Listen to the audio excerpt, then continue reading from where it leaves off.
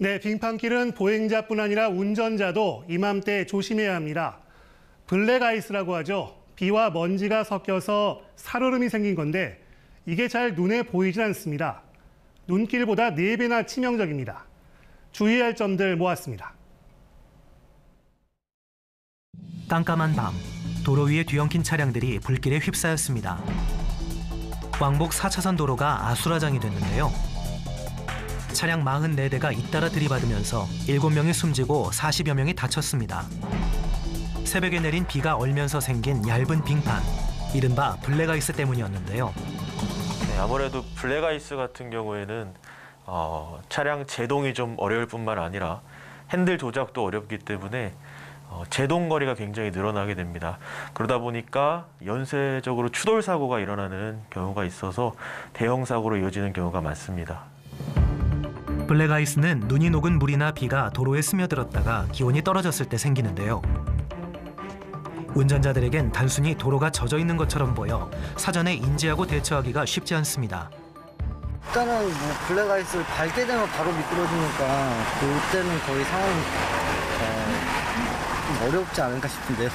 당황 많이 되죠. 브레이크가 통제가 안 되니까 차가 마음대로 움직이고. 실제로 블랙아이스가 얼마나 위험한지 알아본 실험 영상인데요. 살얼음이 낀 도로에서 시속 50km로 운전하다가 브레이크를 밟아 제동거리를 측정해봤습니다. 마른 도로보다 제동거리가 5배 가까이 늘어났는데요. 곡선 구간에 생긴 블랙아이스는 더 위험합니다.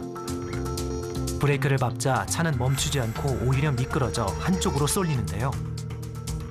실제 도로에서라면 달리던 차선을 벗어나게 되는 겁니다.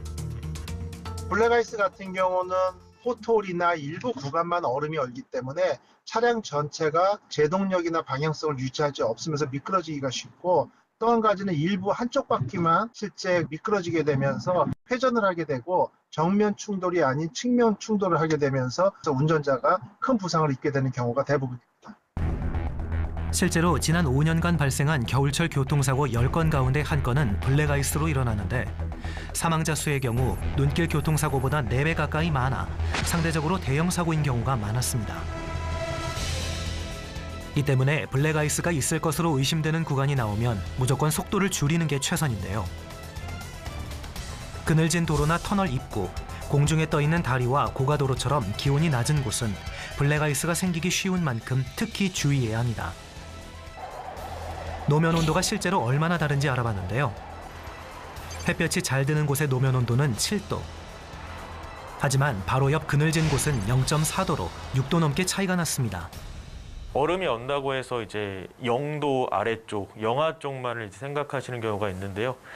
실제로 블랙아이스 사고 통계를 보면 영상 2도에서 3도 정도일 때 치사율이 높은 점이 확인이 되고 있습니다. 그렇기 때문에 영하의 날씨에만 블랙아이스 사고가 발생할 것이다라는 생각은 버리시고 충분히 감속 운전을 하시고 안전거리를 확보하면서 운전하는 것이 가장 좋은 방법인 것 같습니다. 만약 블랙아이스 구간에서 차가 미끄러진다면 어떻게 대처해야 할까?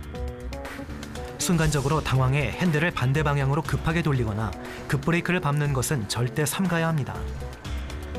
브레이크는 여러 번 나눠 밟아야 위험을 줄일 수 있는데요. 운전 중에 블랙아이스 구간을 지나게 될 경우에는 갑작스럽게 미끄러짐이 발생하면서 차량이 좌우로 심하게 흔들릴 수가 있는데, 당황해서 핸들을 급격히 조작하거나 브레이크를 밟을 경우에는 차량이 회전을 하면서 대형 사고로 이어질 수 있습니다. 따라서 차량의 방향성을 유지하도록 주의하면서 브레이크를 조심스럽게 나눠 밟아서 서서히 속도를 줄이는 안전요령이 필요합니다. 행정안전부에서 지정한 상습 결빙 구간 정보를 내비게이션에 미리 설정해 두는 것도 좋은 방법인데요. 상습 결빙 구간을 지나기 전에 알림을 받을 수 있어 사전에 대비할 수 있습니다. 인터넷 메일을 보관하려면 데이터 센터가 가동돼야 합니다. 그래서 메일 한 통은 평균 4g의 탄소를 배출하는 셈입니다. 읽지도 않고 쌓아만 놓은 메일함, 이것만 싹 비워도 탄소 배출을 줄이는 데 기여할 수 있습니다. 오늘부터 실천해보면 어떨까요? 오늘 저희가 준비한 소식 여기까지입니다. 고맙습니다.